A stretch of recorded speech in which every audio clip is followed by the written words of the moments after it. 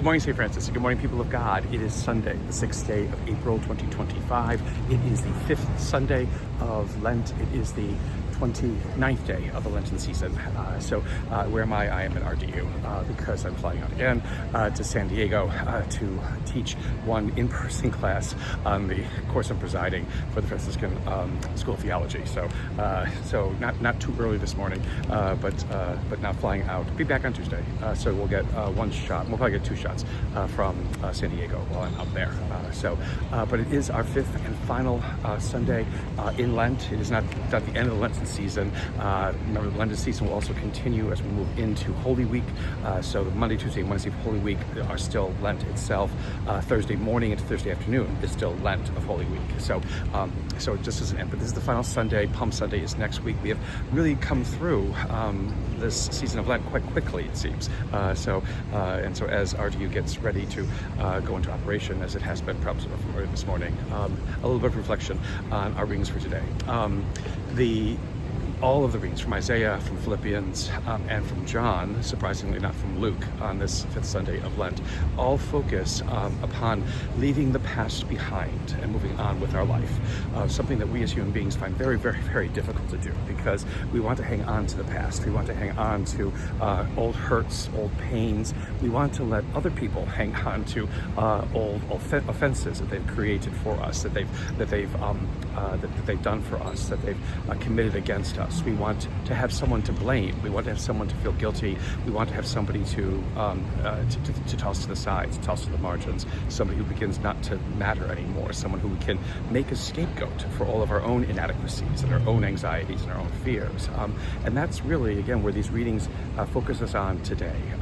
In both in Isaiah and the Philippians, both God and then Paul to the Philippians talks about Christ beginning something new. See, I am doing something new. God says again and again, and God will say it as a completion in the book of Revelation. God has made all things new. Again, this God who does newness, who doesn't want to punish, who is not this commanding Lord who basically says, how many more things can I condemn you for? This is not the God who Jesus reveals. This is even the God of Israel. Again, Israel runs into its own problems because of its own issues and its own lack of judgment and its own pride or its obstinacy in not wanting to listen to God.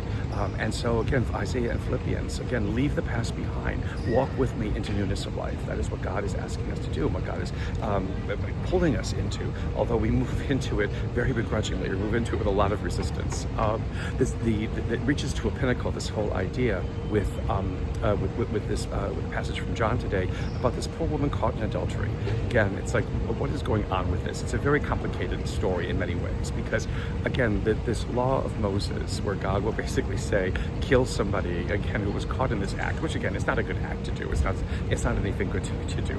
But again, that death would be the thing that would result from this. Again, this is where the extremes to which sometimes our human law does not connect with what God, with the compassion of God's law, reveals itself. And so this poor woman who is nameless, who has no name, she's not Magdalene, do not go there, is basically dragged before Jesus because the scribes and Pharisees are trying to trap Jesus and trying to basically say, that this man does not abide by the law because his compassion is going to get in the way, they think. And so the reality, is what's Jesus going to do with this? Well, basically, again, he does this whole thing about if you don't have any sin, then you can throw the first stone. And again, the terrible joke about Mary throwing a stone because she's sinless. No, that's not even part of the story, so don't even go there.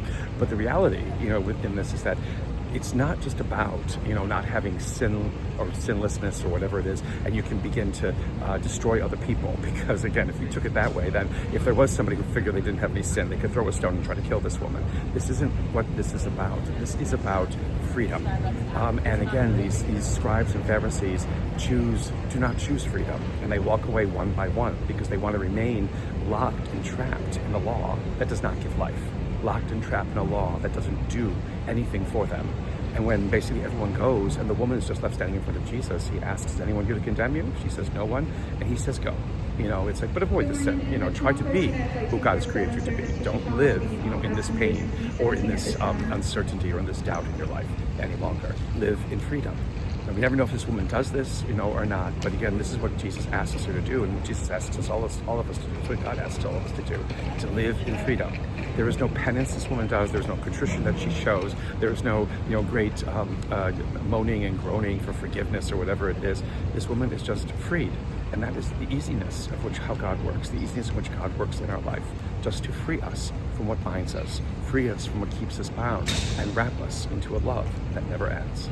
A continued blessed Lenten season, St. Francis and people of God, and from our to you this morning, may the Lord give you his peace.